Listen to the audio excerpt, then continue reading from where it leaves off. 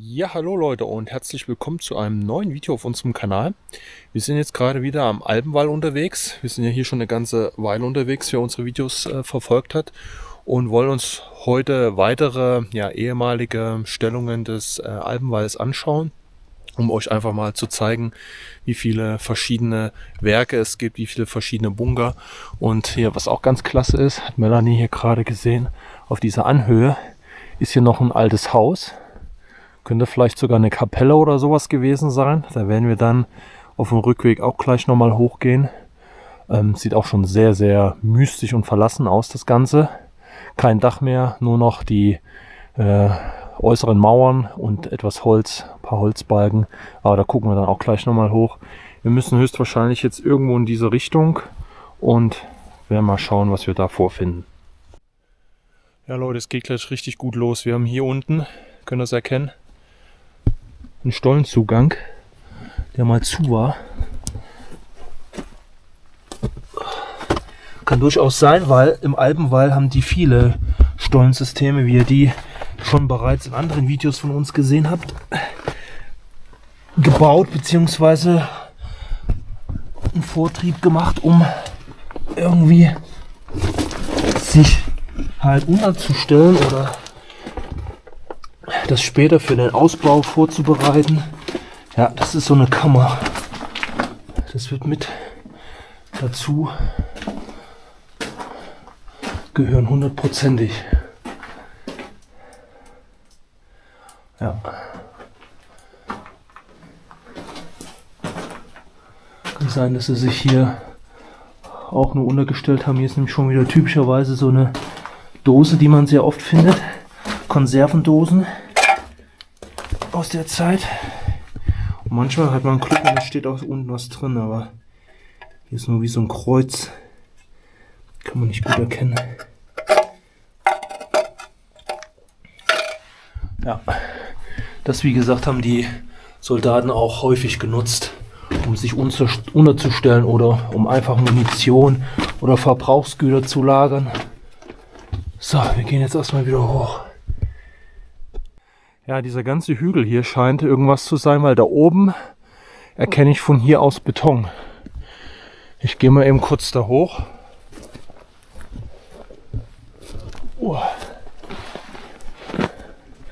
Vielleicht ist das dieser Teil von dem Graben, was du gesagt hast. Ne? Es können aber auch so eine Tränke oder sowas sein. Für Pferde. Ja. Das ist wieder so eine Tränke. Das haben wir schon sehr oft gesehen. Die haben hier auch damals mit Pferden gearbeitet und Maultiere, Esel. Oh, guck mal, da ist eine Kuppel. Komm mal hier hoch. Da ist eine richtige Stahlkuppel. Ey Leute, geil. Das ist relativ selten am Alpenwall, weil die ja schon viel Metall rausgenommen haben. Aber so eine typische Kuppel, wie man es von den Waffensystemen kennt an der Maginot-Linie, hatten wir jetzt, ich glaube, nur einmal oder zweimal vielleicht. Gut, dass ich hier hochgegangen bin. Ey, und hier unten ist der Bunker. Hier unten. Geil, Leute. Das geht ja schon richtig gut los. Boah. Wow. Da freue ich mich aber. Das hatte ich jetzt gar nicht auf dem Schirm. Weil die Informationen dazu, müsst ihr wissen, sind trotzdem halt nur spärlich. Und die wir halt so finden, die sind auch auf Italienisch. Es kommt immer drauf an. Man muss halt viel übersetzen. Boah. Klasse. Richtig massiv.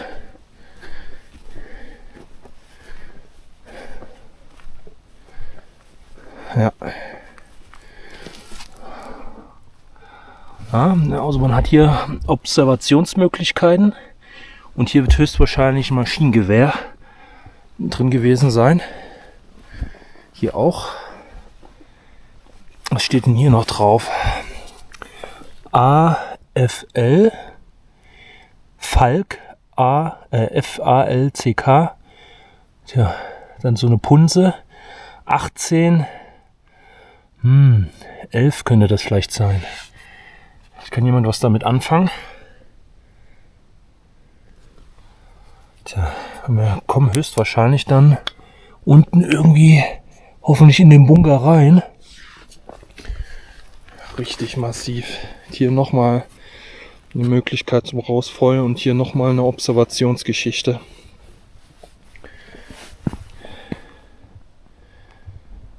Richtig massiv das Ganze. So, und wenn wir jetzt hier runter gehen, sehen wir gleich schon das nächste. Hier ist, glaube ich, ein Belüftungsrohr. Und da unten können wir schon sehen, boah, eine gewaltige Schade. Also hier ist definitiv eine Pack verbaut gewesen oder sollte eine Pack verbaut werden. Die sind ja, wie gesagt, im WW2 nicht ausgerüstet worden. Das passierte dann in einigen Systemen zur Zeit des Kalten Krieges, also Nachkriegszeit. Da hatte man einige Systeme ausgerüstet mit Kanonen, mit Elektronik und so weiter und so fort. Das wird hier höchstwahrscheinlich nicht der Fall sein, aber wir werden sehen. Wir müssen erstmal da runterkommen irgendwie. So, rechts runter, das könnte eventuell schon der Eingangsbereich sein. Man hat hier wieder so eine... Ja. Oh, die Tür ist aber zu. Oh, oh. Die Tür ist zu. Das ist nicht gut, aber wir müssen gucken. Das heißt noch nichts.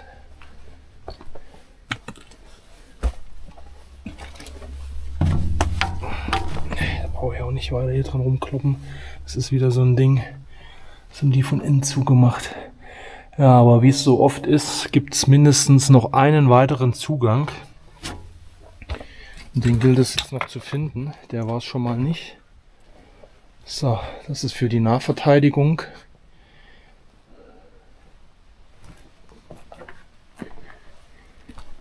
Observation auch.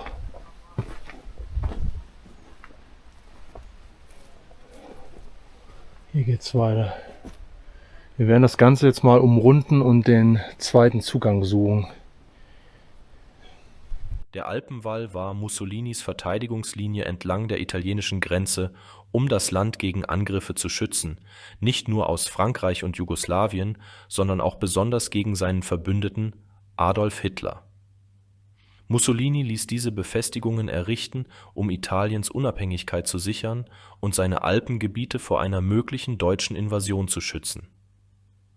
Der Alpenwall symbolisierte Misstrauen selbst unter den Achsenmächten und war ein zentraler Bestandteil von Mussolinis Verteidigungsstrategie.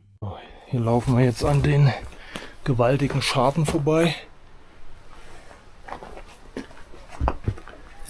Aber hier geht es, glaube ich, erstmal wieder hoch.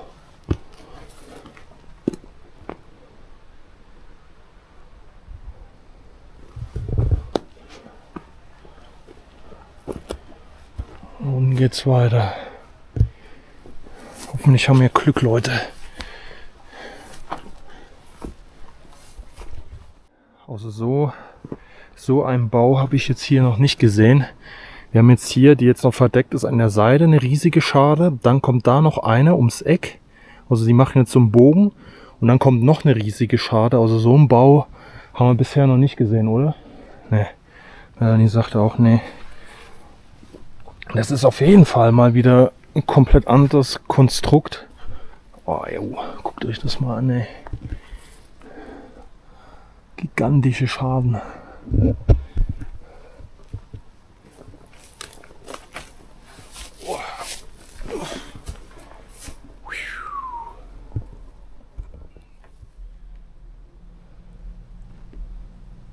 Gigantisch groß das Ganze hier.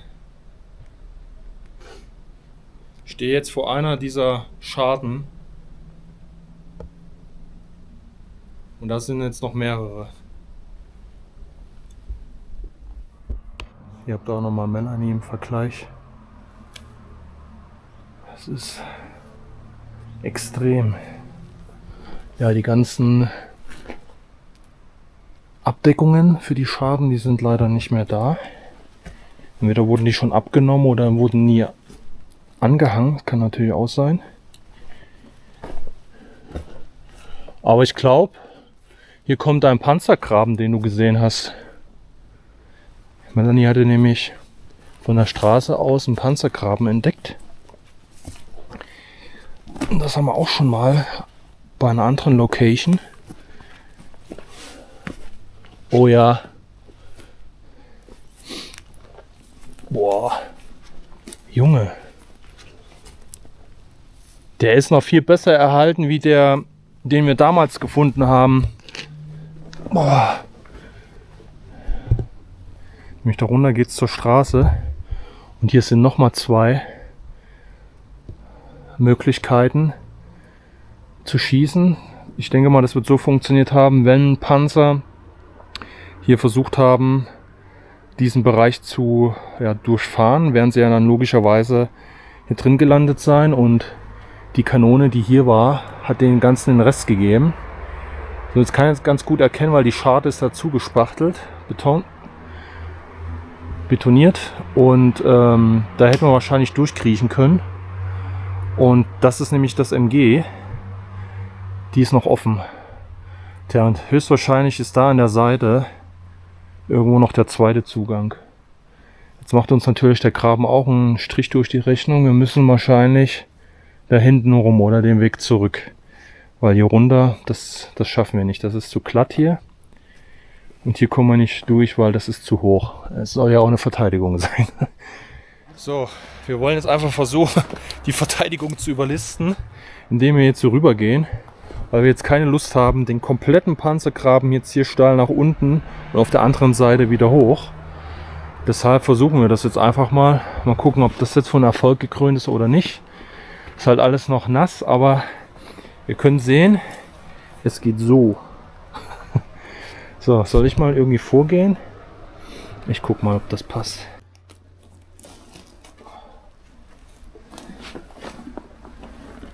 Ich glaube, das kann man nicht überlisten. Und höchstens bis hier runter und dann hier über das kleine Loch da versuchen uns anzuhaken. Das können wir machen.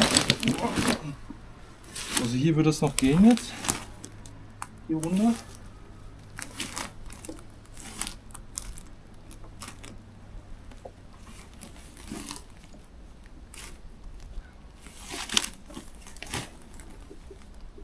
Weil hier schon so viel Zeug drin liegt. Okay.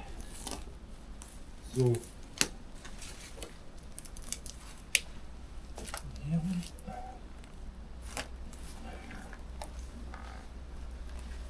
Ja, hier mit dem Fuß rein und hoch irgendwie.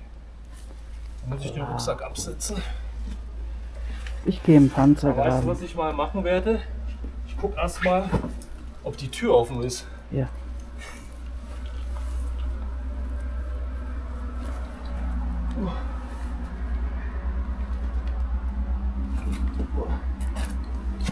Okay. Das haben wir erstmal. Oh, jetzt wünscht mir Glück, dass das Ding offen ist.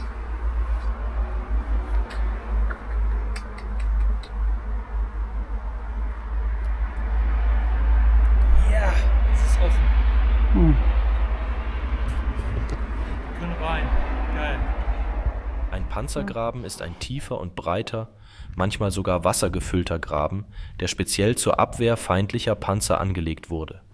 Seine Aufgabe ist es, Panzer daran zu hindern, ihn zu überqueren. Schon im Ersten Weltkrieg fiel auf, dass Panzer oft in großen Granattrichtern oder Gräben stecken blieben. Aus dieser Erfahrung heraus entwickelten die Pioniere den Panzergraben als effektive Verteidigungsmaßnahme gegen Panzerangriffe. Panzergräben kamen vor allem dann zum Einsatz, wenn es an Material für herkömmliche Panzersperren wie Tschechenigel oder Höckerlinien fehlte. Im Gegensatz zu diesen Sperren erfordern Panzergräben wenig Baumaterial, allerdings deutlich mehr Arbeitskraft. Meist wurden sie von paramilitärischen Einheiten oder Zivilisten errichtet. So, dann geht's mal rein, würde ich sagen, in den Zugang, der sich nämlich hier an der Seite verbirgt, und auch der war mal zugemauert, aber wir haben Glück und es haben schon ein paar fleißige Bienchen das Ganze hier aufgemacht. So, Melanie muss auch noch rein. Und hier sind wir jetzt im Bereich direkt der Toiletten. Und hier geht es jetzt gleich in die Anlage. Zapp.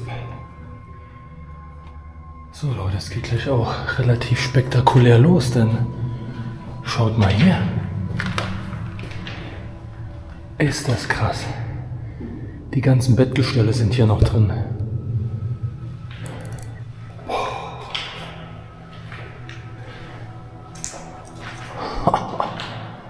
Könnt ihr euch mal vorstellen, wie viel hier eigentlich nämlich drin gelegen haben. Ich weiß nicht, was immer so die Anzahl der Besatzung sind in den einzelnen Anlagen. Boah. So richtig verrostet alles. Hier die Abstellbretter. Boah, hier ist sogar noch für das Filtersystem das Gestell drin.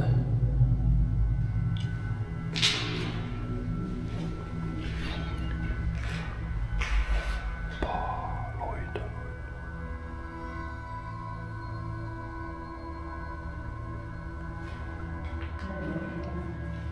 So, nach dem spektakulären Mannschaftsraum kommen mal wieder kleinere Räumlichkeiten, wo wir den Zweck jetzt nicht wirklich wissen.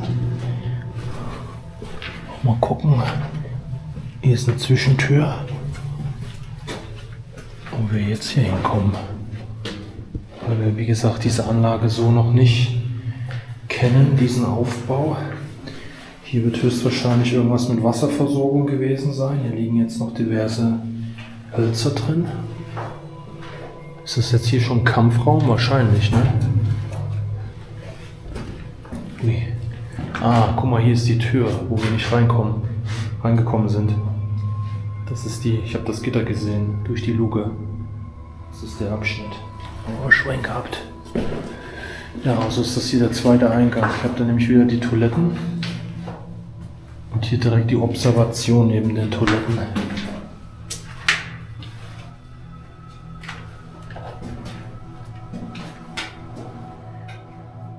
Bereichen, wo die Lampen standen, da ist auch immer teilweise so Glas.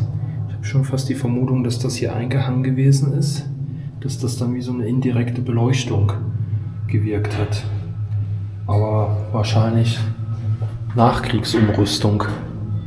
Weil mit den Betten, ich vermute mal, aber das werden wir noch an anderen Indizien sehen, wenn ein bisschen mehr Stromleitungen und so weiter verlegt sind, dann ist es eindeutig. Ich glaube, hier waren wieder Wassertanks, die existieren hier jetzt nicht. Da gab es hier so 3 oder 4 Stück nebeneinander. Hier fehlen nämlich auch Beschriftungen an den Wänden, deshalb denke ich doch, dass das nur bis zum Zweiten Weltkrieg genutzt wurde, beziehungsweise bis dahin der Ausbau war, aber keine Nachkriegsnutzung stattgefunden hat. Hier wieder in Vorbereitung, weil hier fehlen auch die Rohre, die Anschlussrohre. Es kann aber auch sein, dass das hier rausgenommen wurde.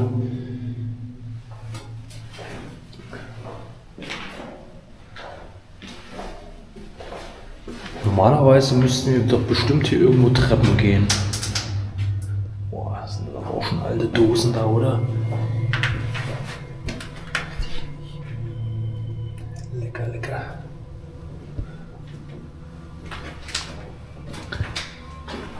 Okay, hier gehen wir jetzt einen Gang weiter.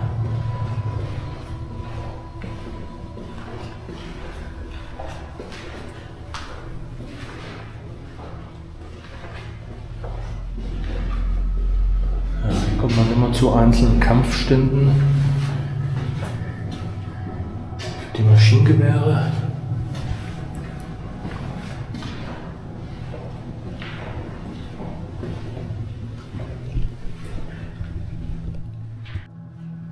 Ich glaube mal fast, dass das doch schon die großen Schaden sind hier. Wir werden jetzt mal versuchen, die Kamera mal rauszuhalten, dann können wir das ungefähr sehen, ob das die Schaden sind oder nicht. So, dann einmal raus mit euch.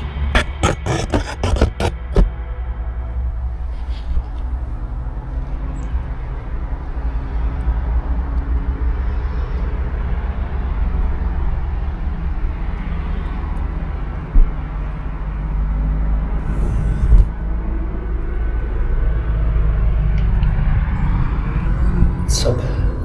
Also wie gesagt, ich vermute, dass das die großen Schaden sind, die wir von draußen gesehen haben. Das ist hier nicht fertig gebaut worden. Das sieht fast so aus, ne? Wir haben die Öffnungen nur irgendwie zugemacht. Das ist nicht fertig hier, der Bereich. Die haben hier aufgehört. Das ist hier, ach, das ist die Scharte gewesen, die größere. Wir sind jetzt, glaube ich, direkt am Panzergraben. Da haben wir ja die größere Scharte von außen gesehen, wo man hätte auch reinkriechen können, weil das ja vom Umfang her passte. Das ist der Punkt. Und hier hätte dann ein Geschütz gestanden. Zwar trotzdem ein kleineres irgendwie, aber vielleicht ein 75 mm Geschütz.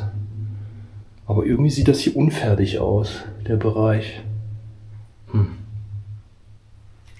Die 75 mm Geschütze waren für den Alpenwall vorgesehen und wären häufig in den Kasematten zum Einsatz gekommen. Besonders die Kanone DA 75-27 Modell 06 und ähnliche Varianten. Diese Geschütze waren äußerst vielseitig und eigneten sich perfekt für die Verteidigung solcher Festungsanlagen. Wir sind mal, glaube ich, einmal im Kreis gelaufen, kann das sein? Ja. Tatsächlich. Ja, ist schon erstaunlich. Also man geht hier praktisch nur so eine Schlaufe direkt vom Eingang in den Mannschaftsraum mit den Betten. Hinten praktisch wieder links und dann läuft man einmal diese Galerie an den ganzen einzelnen Schaden vorbei. So ist der Aufbau hier. Ich hätte jetzt eigentlich drauf getippt, dass wir hier 1 oder 2 Stockwerke halt haben, aber nee, ist nicht so. So Leute, wir sind jetzt wieder raus aus dem Bunker. Wir werden das Gebiet jetzt noch mal ein bisschen durchkämmen, ob wir noch weitere Sachen finden. Also bleibt auf jeden Fall dran. Und ja, wenn ihr schon dabei seid, Abo und ein Like ist gern gesehen. So Leute, wir sind jetzt am zweiten System angekommen. Und hier müssen wir, glaube ich, ein bisschen rübersteigen. Wird sich jetzt zeigen. Gib mir mal eben die Taschenlampe.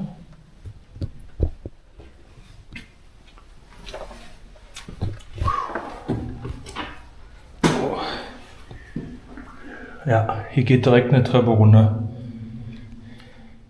Ja, so sieht es halt aus, ne? Wenn wieder ein System ein bisschen näher an der Zivilisation ist, in dem Fall am Wanderweg, dann wird es auch so ein bisschen wieder als Müllhalde missbraucht. Alle scheißen hier an. Und alle scheißen hier rein. Sagen wir es mal so. Ja, das ist halt wieder ein bisschen schade, ne? Das ist immer trotzdem die Respektlosigkeit vor der Geschichte irgendwo. Weil der Wald hätte ja auch irgendwo eine Möglichkeit gehabt, indem man da seine Hinterlassenschaften vergraben hätte, aber so ist das halt. 100 Meter weiter ist ein Restaurant. Stimmt. Guck mal, hier unten. Wo geht's? Nee. Hier geht's jetzt richtig abwärts. Komplett anders jetzt wie das System, wo wir gerade eben drin waren.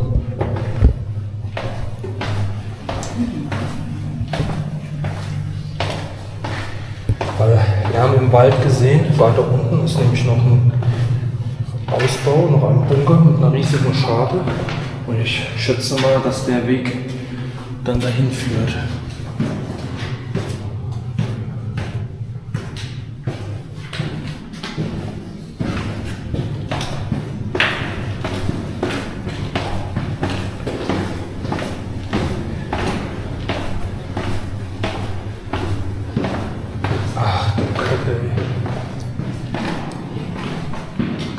das waren, ey.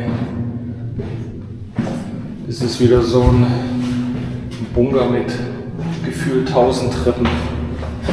Wir gehen ja runter hier und dann kommen wir da hinten so raus. Richtig.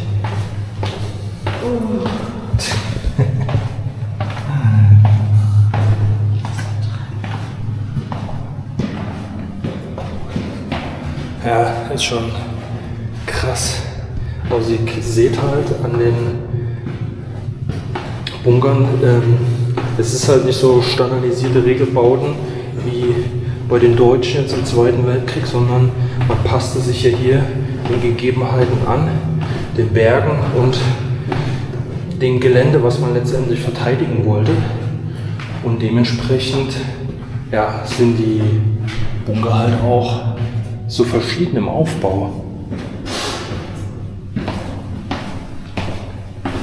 So, hier unten kommen wir aber jetzt an.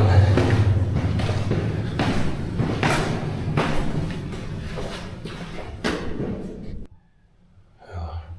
So, wir haben eine kleine Wasserpassage.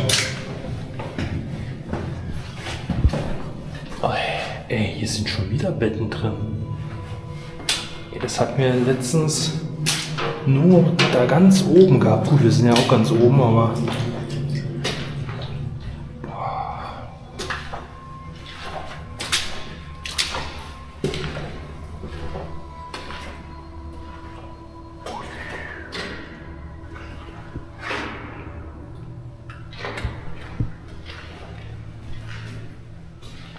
ja, krass.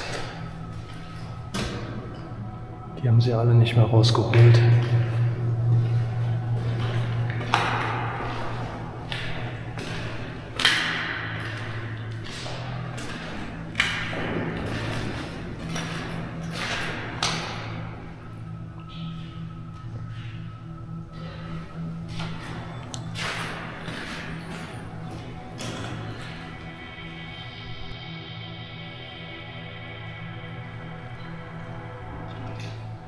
Hier geht auch eine Treppe wieder hoch.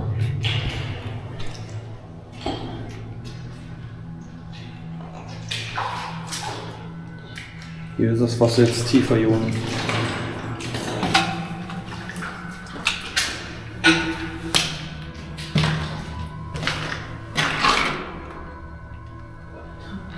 Da geht wieder eine Treppe hoch, ja. Boah.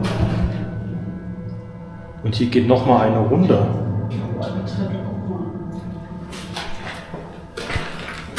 Warte mal. Da ist noch ein Gang.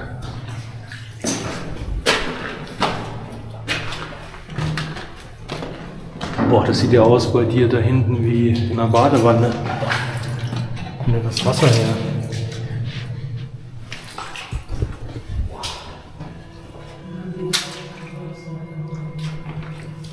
Holzleiter.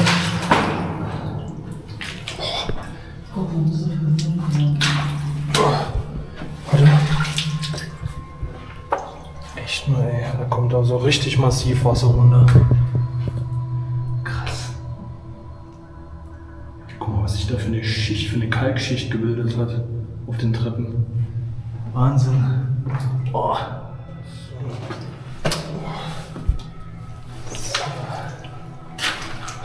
Guckt euch das mal an hier. Diese Treppe.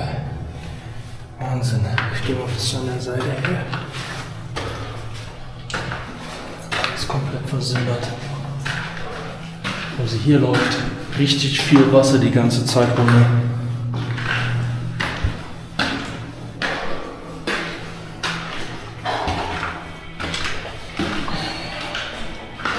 Und schaut mal hier oben.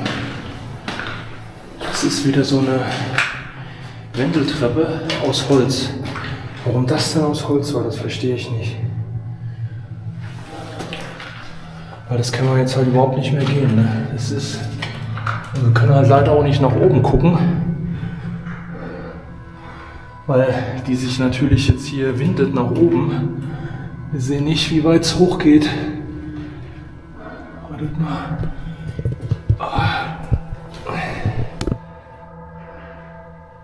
Ja, aber ihr seht ja hier, das ist vorbei, aber ne. Das hier unten fällt halt alles auseinander. Und oben wird es bestimmt auch Abstände geben. Schade. Warum das halt immer aus Holz ist. Naja. Kann man nichts machen. Aber das ist zu tricky. Wir haben auf jeden Fall da unten noch eine Treppe jetzt gehabt. Und noch einen weiteren Gang. Da werden wir bestimmt auch noch was sehen. Vielleicht ist ja auch noch mal eine steinerne Treppe nach oben.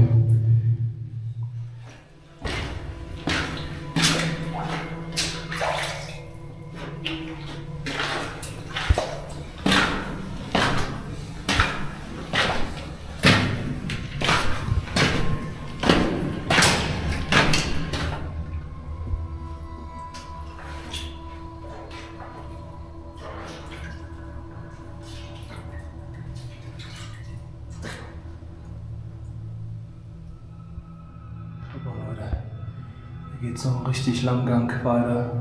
Und hier ist eine Treppe, aber es sieht wieder sehr wasserreich aus. Es fließt auch hier runter einfach, von hier oben.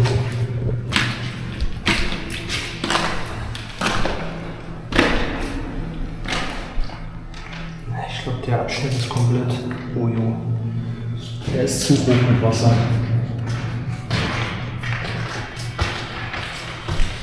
Der ist zu hoch mit Wasser hier. Den können wir nicht gehen. Hätten wir jetzt schon wieder Gummistiefel gebraucht. Das hätte ich jetzt auch nicht gedacht. Aber ich glaube, da hinten geht es einfach nur zum weiteren Kampfraum. Wir haben jetzt tatsächlich wieder einen Ofen gefunden, wie wir das schon mal in einem anderen System hatten. Das ist auch, sagte Melanie gerade, wie an dem gleichen Standort, weil hier war für Wasserbehälter und hier war einfach eine Kochnische, wo man sich wahrscheinlich Getränke warm machen konnte, Tee, Kaffee und auch vielleicht eine Suppe oder so. Auch schon ein größerer Ofen, aber was mich hier ein bisschen stutzig macht, ist, wo ist das Abzugsrohr halt, ne? Entweder wäre das hier noch irgendwie passiert, aber das ist ja nur für die Beleuchtung hier. Merkwürdig. Ah, cool. Hier geht wieder eine Treppe hoch. Aber hier haben wir wieder das Problem mit der Wendeltreppe aus Holz. Die ist ja noch mehr runtergekommen hier.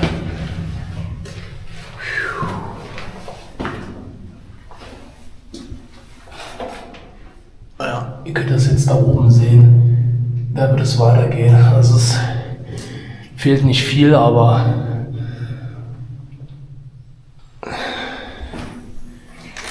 es geht nicht.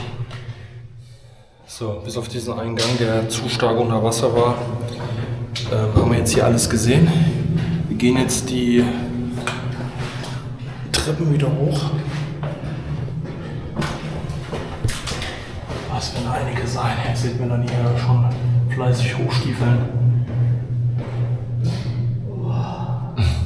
Beim Fahrstuhl gab es hier nicht einen Aufzug. Das war nicht vorgesehen.